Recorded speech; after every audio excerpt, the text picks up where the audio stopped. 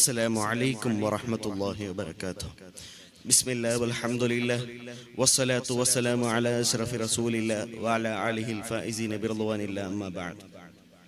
പ്രിയമുള്ളവരെ, ഈ അൽ മുറാഫഖ വേദിയിൽ എത്തിക്കൽ ജേർണലിസം, പരിധികൾ ലംഘിക്കുന്ന മാധ്യമങ്ങൾ എന്നതാണ് പ്രതിപാദ്യ വിഷയം. Media is A mirror of society. മാധ്യമങ്ങളെ സമൂഹത്തിന്റെ കണ്ണാടികളായിട്ടാണ് വിശേഷിപ്പിക്കാറുള്ളത്.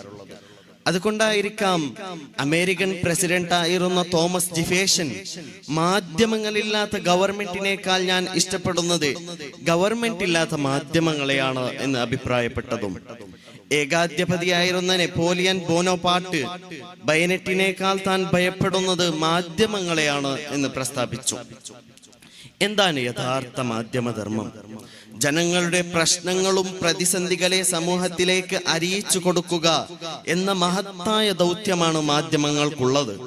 എന്നാൽ പുതിയ കാലത്ത് സാമ്രാജ്യത്വത്തിന്റെ കൊയിലൂത്തുകാരായി മാറിയ മാധ്യമങ്ങൾ ഭരണകൂടത്തിന്റെ ആശയ പ്രചാരകരാവുകയാണ്. കമ്മ്യൂണിക്കേഷൻ ആൻഡ് സൈക്കോളജി എന്ന പുസ്തകത്തിൽ കൊമ്പർട്ടോ എക്കോ പറയുന്നുണ്ട്, ചൂഷണ അവസ്ഥകളാണ് മാധ്യമങ്ങളെ നിയന്ത്രിക്കുന്നത് എന്ന്. മാധ്യമധർമ്മത്തെക്കുറിച്ച് നാം പരിശോധിക്കുമ്പോൾ ഒരു വലിയ ചോദ്യം വാക്കിയാണ്.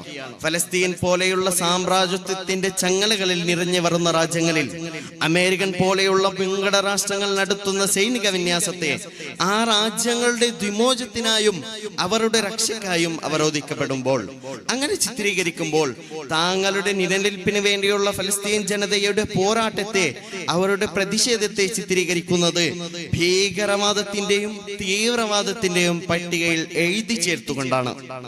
2001 വേൾഡ് ട്രേഡ് സെന്റർ ആക്രമിക്കപ്പെട്ട സമയത്ത് ഏതോ ഒരു ആഘോഷ പരിപാടിയിൽ അഫ്ഗാൻ ജനത പങ്കെടുത്തപ്പോൾ അതിനെ ചിത്രീകരിച്ച് അമേരിക്കയിലെ പ്രമുഖ മാധ്യമങ്ങളായ വാഷിംഗ്ടൺ പോസ്റ്റും ന്യൂയോർക്ക് ടൈംസും ക്യാപ്ഷൻ കൊടുത്തത് ഇങ്ങനെയാണ്: അമേരിക്കയുടെ ദുഃഖം അഫ്ഗാനിനെ ആഘോഷിക്കുന്നു എന്നുള്ളത് നുണകൾ മാത്രം പടച്ചുവിടുന്ന മാധ്യമങ്ങൾ സമൂഹത്തിൽ വരുത്തി തീർക്കുന്ന ദുരന്തങ്ങൾ എത്ര വലുതാണ് എന്നത് ഇത് കണ്ടാൽ നമുക്ക് മനസ്സിലാകാൻ കഴിയും.